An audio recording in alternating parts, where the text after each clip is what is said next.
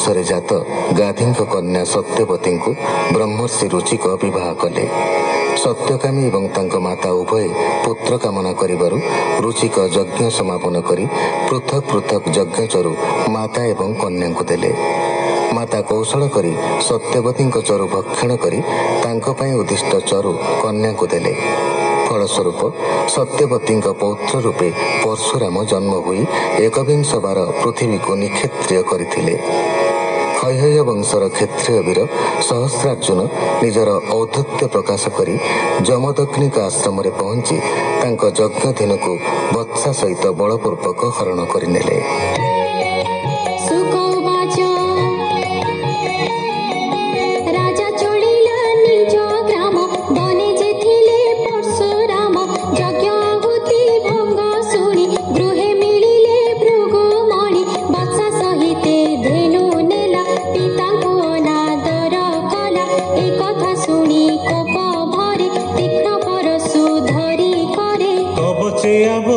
शरीर कांधे कर्मुक तीक्ष्ण सर पछे धाइले कोप मने कुंजर देखी सिंह जेने पछे गोड़ाते परशुराम राजा देखिले घोरतम परशु दक्ष करे धरी हरिण चर्म देहे भरी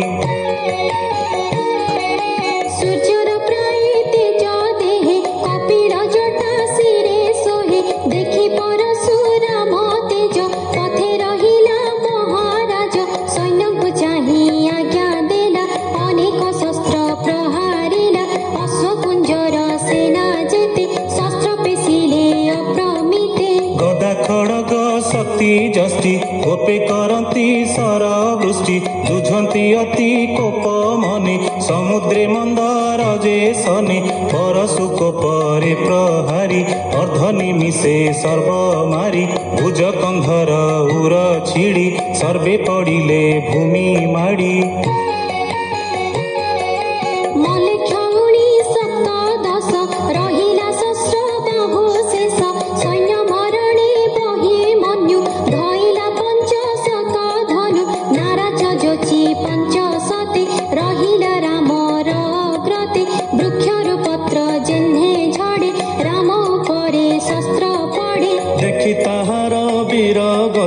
बेगे धाइले भृगुपति कुठारे सहस्रे कभुज हेले छेदिले भृगुराज तीक्ष्ण कुठारे मुंड हाणी भरा उश्वासिले धरणी पिता मरण पुत्रे देखी भाजिले समर उपेक्षी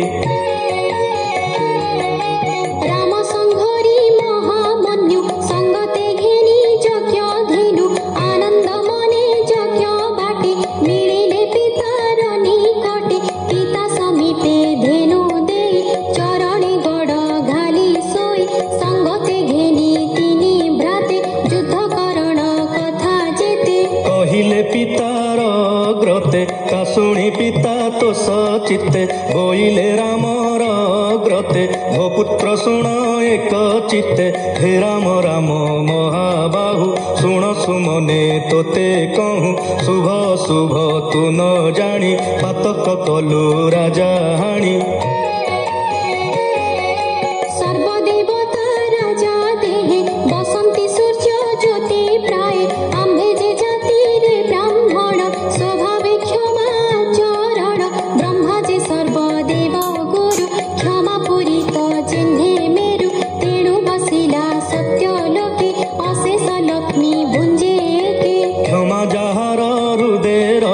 विष्णु बसंती तार देहे एणु जे नृप बध करे दूरी तू केबे न तरे एबे तू तीर्थ सेवा कर तोठारु पाप हेब दूर चित्ते चिंतिबु नारायण अन्यथा नाही परित्राण परशुरामर कहानी जे नर श्रुति पथे शुणी नरक पथे नाही भ्रांति हेले से संसार तरंती बोलई विप्र जगन्नाथ नवमे वंशानुचरित इति श्रीमद्भागवते महापुराणे परमहंस्यां संहितायां नवमस्कन्धे पंचदशोऽध्यायः। शुक उवाच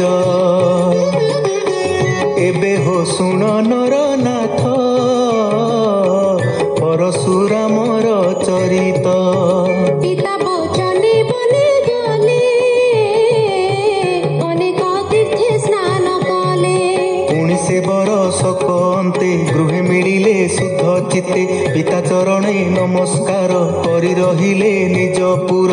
ଏବେ ହୋ ଶୁଣ ରୂପମଣି ରେଣୁକା ଗଲେ ଜଳ ଆଣି ଗଙ୍ଗାର ନିକଟେ ମିଳିଲେ ସେ ଜଳେ ଗନ୍ଧର୍ବ ଦେଖିଲେ। ଇନ୍ଦ୍ର କୁମର ଚିତ୍ର ରଥ ସଙ୍ଗତେ ଘେନି ନାରୀ ଯୁଥ ଅପ୍ସରା ଗଣ ଘେନି ଜଳେ କ୍ରୀଡ଼ା ସେ କରେ କୁତୁହଳେ। ଦଣ୍ଡେ ରହିଲେ ତାହା ଦେଖି ଜଳ ଆନୟନ ଉପେକ୍ଷୀ ହୋମର ବେଳ ନ ସୁମରି ଗନ୍ଧର୍ବ କ୍ରୀଡ଼ା ଅନୁସରି। ପୁଣି କ୍ଷଣକେ ଜ୍ଞାନ ପାଇ ତକ୍ଷଣେ ଜଳ କୁମ୍ଭ ନେଇ ସ୍ୱାମୀଙ୍କି ଶଙ୍କା ମନେ କଲେ ତକ୍ଷଣେ ମନ୍ଦିରେ ମିଳିଲେ।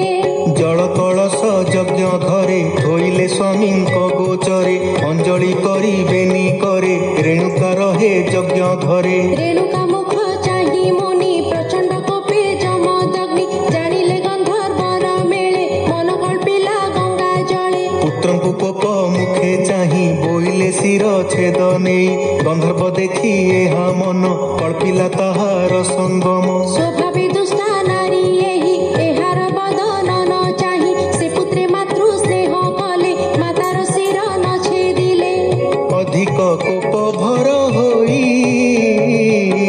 ବୋଲେ ପରଶୁରାମେ ଚାହିଁ ମାତା ସହିତେ ତିନି ଭାଇ କୁଠାରେ ଶିର ଛେଦ ନେଇ। ସେ ରାମ ପିତା ଗୁଣ ଜାଣେ ତପ ସମାଧି ପରମାଣି ତକ୍ଷଣେ ପ୍ରହାରୀ କୁଠାର ଛେଦିଲେ ମାତା ଭ୍ରାତା ଶିର।